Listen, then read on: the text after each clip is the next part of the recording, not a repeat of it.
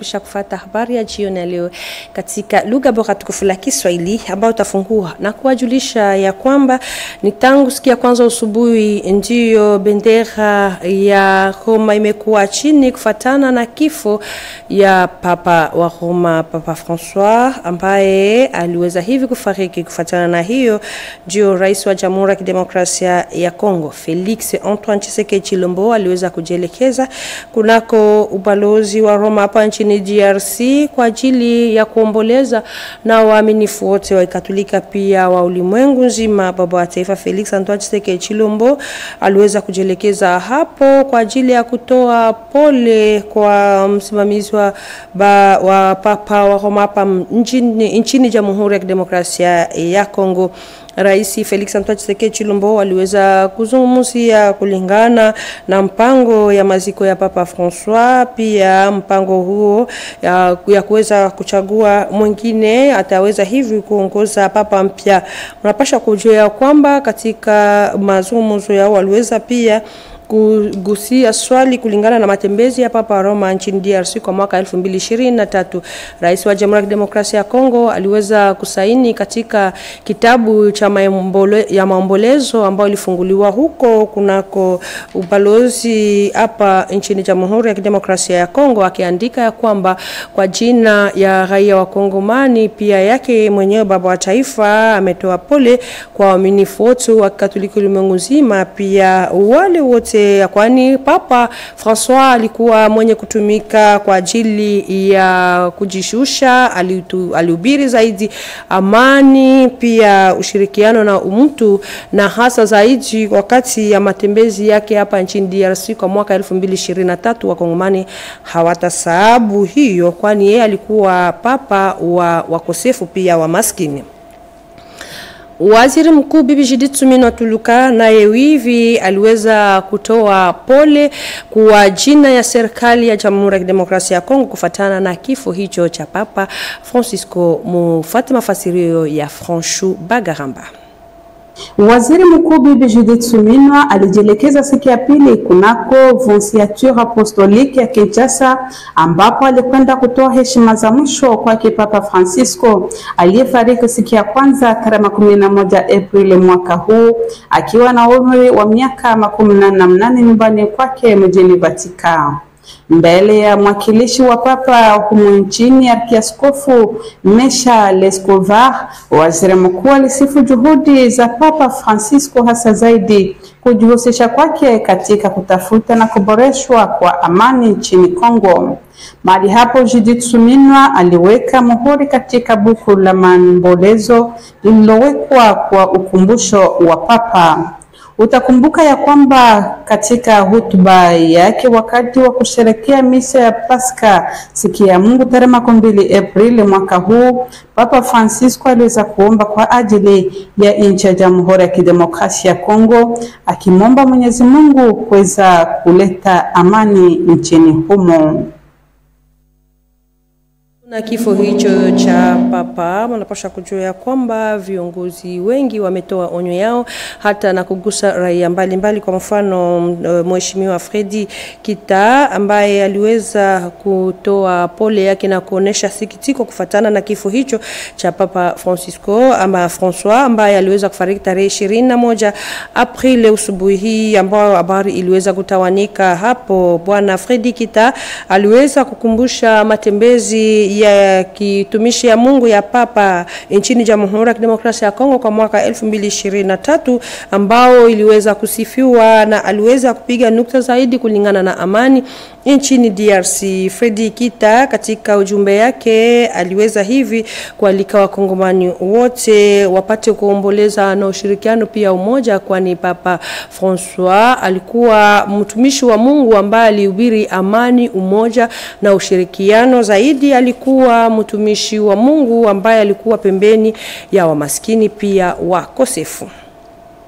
Vile vile bwana Kalimbui ambaye ni kiongozi wa Vision Fachi naye aliweza kutoa onyo yake kulingana na kifo ya Papa Francois ambaye alitoa heshima hapo kulingana na yale ambayo aliweza kufanya wakati wa matembezi yake ya kitumisha Mungu nchini DRC kwa mwaka 2023. Kalimbui aliweza hivi kunena ya kwamba Papa Francois alikuwa kati ya watumishi wa Mungu ambao walipiganisha zaidi ili amani ipate kurejea nchini Jamhuri, akisema katika hotuba yake ya kwamba waondoshe mikono yao katika swali yenye kuhusu bara la Afrika kwa jumla zaidi ya Jamhuri ya Kidemokrasia ya Kongo. Papa Francois ambaye wakongomani hawatamsahau kufuatana na matembezi yake nchini DRC, na katika masemi yake liwali wa jimbo la Katanga la Juu bwana Jacques Abulakate pamoja na spika wa baraza la bunge la jimbo hilo waliweza kutoa heshima yake kufuatana na kifo hicho cha Papa Francois ambaye aliweza kufariki. Habari nyingine tunajulisha kwamba waaminifu wa parokia Sainte Trinité ya mtaa Matete na waliweza kutoa maombolezo yao na kuheshimu hali ya kifo ya Papa Francois kama gisi Franchu Bagaramba ametufasiria hapo. Wanawake wa parokia Kikatolika Sainte Trinité ya Debonome mtaani Matete waliosindikizwa na kirehe wa parokia yao Abe Christophe Bitulu walitoa heshima za mwisho kwake Papa Francisco wa kwanza aliyefariki siku ya kwanza. Wanawake hao walisifu Injili na mafundisho yake Papa wa Roma Francisco wa kwanza aliyekuwa akiomba watu wote kuwa na upendo wakitupilia mbali ubaguzi wa rangi.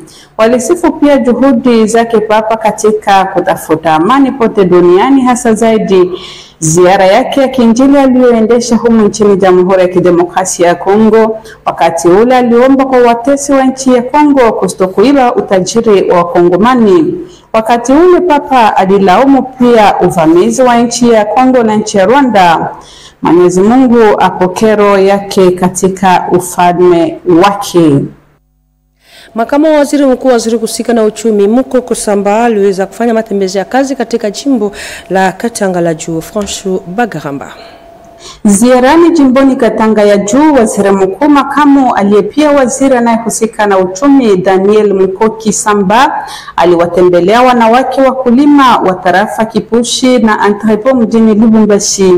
Mali hapo waziri alitembea ndani ya shamba iliyokuwa ya shirika la African Milling Company Congo inayopatikana tarafani Kasenga, ili kujionea mwenyewe jinsi wanawake hao wanavyojihusisha zaidi katika kupambana dhidi ya njaa jimboni Katanga ya Juu na malisho mabaya. Waziri alichunguza mashini zinazotumiwa na hao walimaji. Alijionea pia mwenyewe shughuli za ufugo zinazoendeshwa katika vijiji Malabwe. Administrator wa tarafa Charles Bigabwa alimjulisha waziri magumu yanayokabili wakulima na ufugaji mali hapo.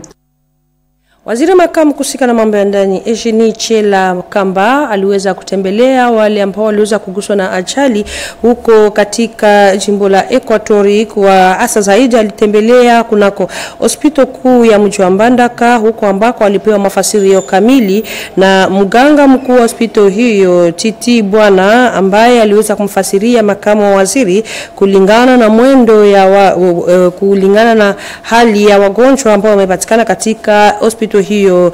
Bibi Eugenie Chela alijelekeza kunako karta ya Mbandaka zaidi katika eneo ya Bongojo, Boleng pia Iondo, huko ambako aliweza kuzungumzia na jamaa mbalimbali kulingana na ujumbe ya baba wa taifa ya kuwapa moyo na kuwaletea zawadi mbalimbali.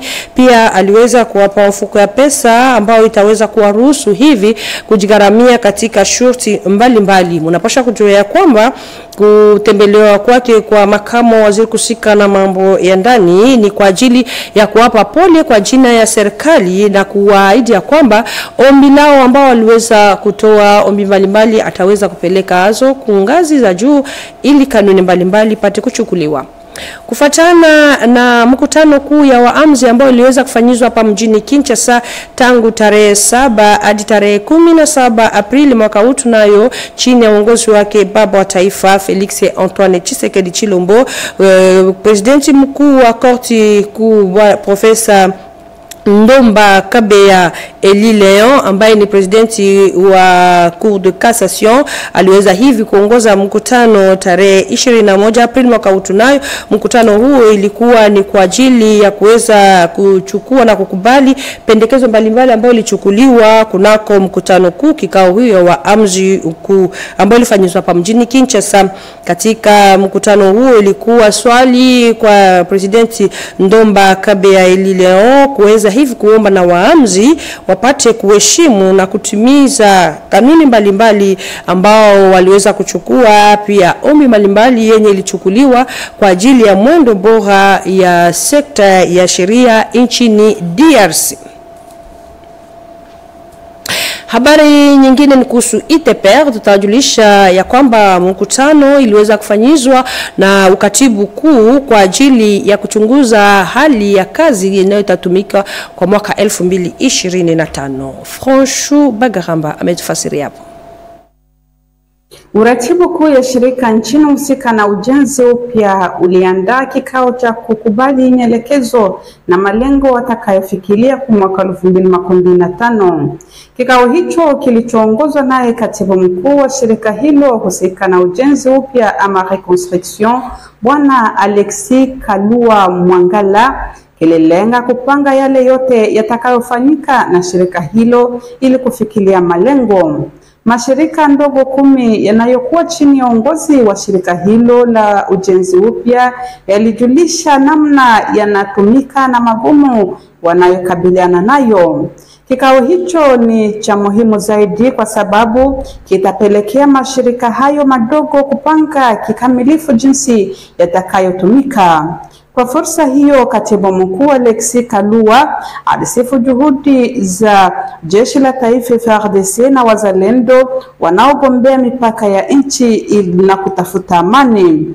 Aliomba pia dakika moja kwa ukumbusho wake Papa Francisco aliyefariki siku ya kwanza akiwa na umri wa miaka 18. Bibi Betty Kiando Katoke, ambaye ni kiongozi wa sekta ya Lwilu, ameendelea kutumika kazi ya kuweza kuleta maendeleo katika sekta hiyo ya Lwilu, akijibu katika haja ya raia wa eneo hiyo. Hapo tunapatikana katika jimbo ya Lualaba, huko ambako upande zaidi wa Muponcha, ambako sekta hiyo ya Lwilu unapaswa kujua ya kwamba Bibi Betty Kiando ametumika kazi katika sekta ya kuboresha njia kufuatana na ombi ya raia ambao imejibu kabisa yapata kilomita 2.5 imekwisha kutiliwa Kabulembo. Hapo ni kwa ajili ya kujibu katika haja ya raia wa eneo hiyo. Mpango huo wa maendeleo ambao umefanyizwa kunako sekta ya Lwilu imesifiwa kabisa na raia wa eneo hiyo kufuatana na ujuzi wa kazi na yenye kuleta maendeleo chini ya uongozi wa liwali wa jimbo ya Lualaba Bibi Fifi Masuka Saini, ikitimizwa imara na kiongozi wa sekta hiyo Bibi Betty Kiando Katoke. Habari nyingine ni kuwajulisha ya kwamba presidenti wa Anatek ambayo ni muungano ya kitaifa ya viongozi wa asili ni Bwana Willy Mabiala, yeye aliweza kufanya mkutano mbele ya wapashabari na magazeti ilifanyizwa huu katika mtaa ya Nsele kwa ajili ya kufasiria wapashabari na wale waandishi wa magazeti kufuatana na uongozi wa asili. Bwana Willy Mabiala yeye aliweza kualika viongozi wote wa asili wawe wale wenye kutoa ujumbe ya amani na kuunga mkono serikali katika sekta hiyo ya asili, kwani mara kwa mara kufatana na mafasirio yake Bwana Willy Mabiala alinena ya kwamba ni viongozi wa asili ndio wamekuwa msingi ya kutokusikilizana na hata ugomvi ya udongo mbalimbali. Hapo aliweza hivi kualika viongozi wote wa asili wapate kuheshimu mkataba wa sheria yenye kuwahusu na kusindikiza serikali. Yule ambaye ataenda kinyume ataweza kulipizwa kuambatana na sheria. Habari nyingine ni kuwajulisha kwamba balozi kusika na amani wameunga mkono raia wa jimbo la Mashariki wa Jamhuri ya Kidemokrasia ya Kongo pande huko ikawa katika jimbo ya Kaskazini pia ya Kusini. Serge Lukanga ambaye ni mtumishi wa Mungu pia balozi kusika na amani. Frashu Bagaramba yetu tukunayo mupak shaba moya ya kutumikia tena Mungu, kumwekea tena imani, kuchunga umungu wetu, paske Mungu ye njo wakati Mungu anafufuka, njo wakati Mungu anatoka mbulongo, njo wakati Mungu anarudia maisha. Alors maisha yetu sheye tukunaomba bale bote beko kuma este, beko mu Kongo, beko mu Kinshasa, wakati isha kuenea yashe kulamuka, wakati nenea yashe kutoka mu mabuchafu, wakati nenea yashe kufungula macho. Biblia inasema kufufuka ni kukua eveye, ni kulamuka mbushingishi. Nalomba hiyo wakati, aina wakati yashe kujikumbanisha, wakati yashe kulamuka mbushingishi, toka mbushingishi na ushimame. Huyo ni mtumishi wa Mungu Serge Lukanga ambaye ni balozi kusika na amani. Kiongozi wa mtaa ya Selembao aliweza kufanya mkutano kwa ajili ya kuboresha kazi katika sekta hiyo katika mtaa yake. Alikuwa hapo na vikundi mbalimbali ya kazi kulingana na uongozi bora katika mtaa hiyo ya Selembao. Kiongozi huyo Bwana Mathias Womumu yeye aliweza hivi kualika raia wa mtaa ya Selembao kuweza kuheshimu hatua ya usafi kwa ajili ya kulinda vizuri mazingira na kujiepusha na ugonjwa mbalimbali yenye kutokana na uchafu. Kiongozi Mathias Womumu yeye alifasiria ya kwamba wakati umekuwa na mahali ambapo umenunua, mbele ya kuijenga ni muhimu uwe na ruhusa ya uidhara usikayo na mikao pia miji. Hapo pia alifasiria kwamba hapo wakati umekuwa na ruhusa hiyo itakuruhusu kujenga makao yako ukiheshimu kanuni mbalimbali kulingana na majengo. Alialika pia raia wa mtaa Selembao wapate kuwa na usilimu, pia zaidi wafungue mara kwa mara mifereji, waepuke hali ya kutupa uchafu ndani ya mifereji kwa ajili ya kulinda mazingira bora na kujiepusha na ugonjwa mbalimbali. Ofosa Radio pa Television ya Taifa, hapo tumepika nukta kwa habari yetu ya jioni ya leo, na pikia accent. Mwenyezi Mungu akitaka tukutane kwa siku za usoni.